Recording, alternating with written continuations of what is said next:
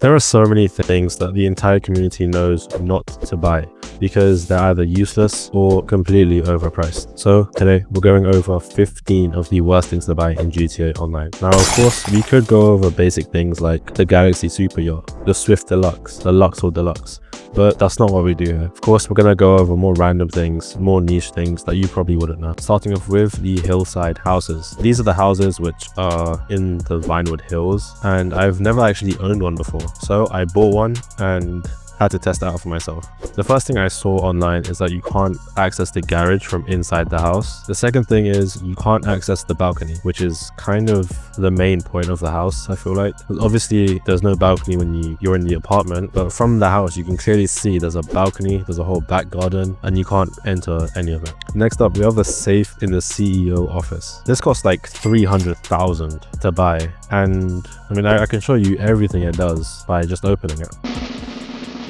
Yeah, exactly. It does completely nothing. Even if there's money in there, you can't do anything with it. You can't, take it with you. It just sits there and looks nice, I guess. I'm not too sure what the plan was for this one. Number 3, special horns for your cars. Now, let me ask you guys a question. When was the last time you horned your car? Because I don't know about you guys, but I don't horn my car at all. So spending 5 figures on a horn that sounds nice isn't the smartest choice. Next up, we have different games in your arcade. I remember when the arcade first came out, I bought like 5 different games because I thought it would give me more money in a safe per day, and I thought something special would happen, like customers would start showing up or something. Little did I know, I just wasted like $2 million because the safe is at a completely fixed amount of $5,000 a day, no matter how many games you have. The next one's pretty interesting actually. Boats. Just every single boat in the game is a complete waste of money, because if you look at the whole map, just kind of think about where you would drive a boat. Obviously you have the ocean around the island, but there's nowhere like inland to drive except for like the Alamo Sea maybe, but you could swim across it. I've done it before. Just get a scuba suit, go underwater, and you can swim across it pretty quickly. So spending money on a boat, especially when there are probably free options, it doesn't make too much sense. Number 6, the MC business upgrades. Now, because I mainly play solo, running any of the MC businesses isn't worth it. But even if you have 4 people, running businesses like the document forgery is completely a waste of money because they hardly make profit compared to like any other businesses in the game. Like, I'm pretty sure the document forgery is the worst business in the game. So buying upgrades for them doesn't really make sense because they're completely useless anyway. The only reason I have them is because of the nightclub, and for them to work in the nightclub, you don't need the upgrades, meaning they really are completely useless. Sticking on the topic of MC businesses, we have the document forgery itself. I mean, this isn't just the worst MC business, it's the worst business ever. Like, it hardly makes a profit with the upgrades. I mean, I can probably find out how much profit it makes. I'll probably put it up, but that's like a complete joke of a business. Number 8, the jetpack or the thruster. So in the San Andreas Mercenary update, I bought the jetpack with the Avenger, and honestly, I thought it was a really cool idea to have a jetpack, but the execution was very poor in my opinion, because the control, or I mean the lack of control you have on this jetpack is completely terrible, because I feel like I'm pretty good at flying helicopters and planes and stuff, but when it came to flying this jetpack, I was completely useless.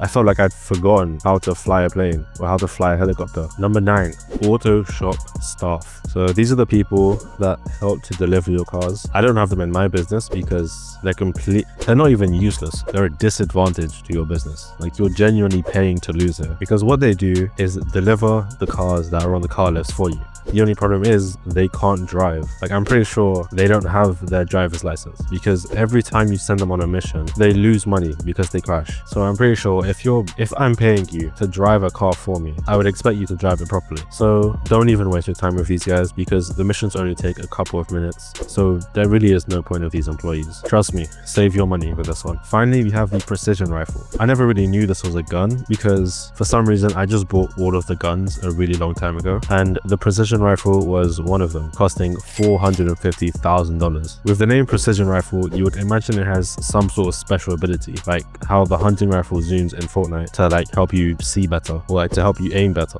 But no, this does absolutely nothing with or without a scope, in third person or even in first person. It's just a normal gun which costs a lot of money. Now, these last few are purchases which I have made, which I completely regret. So first up, just all of this entire floor in my garage was a complete mistake. I don't even know why I did it. I just did. The Avisa submarine in my cassette car. I used this like once, and that was because I can't remember actually. I used it once, probably to try it out, and I realized how like slow it was, and I just never used it again. If you want a submarine that can go in your cassette car, just buy the Toreador. It's a lot better. Next up, all of this, because there are 50 slots in this garage, and I only drive like 3 of the cars, yet there are 4 full floors of cars. Finally, shark cards. Now, I know, but a long time ago in like 2020, I had to buy a shark card to buy the Oppressor Mark II. And this was back when it was like $2 million as well. That's how like down in the dumps I was. Well, after dropping that bomb, the list is over. Remember to stay away from everything I listed here. And with that, the list is over. I hope you enjoyed. I hope you learned something. And like always, like, subscribe, and I will see you in the next one.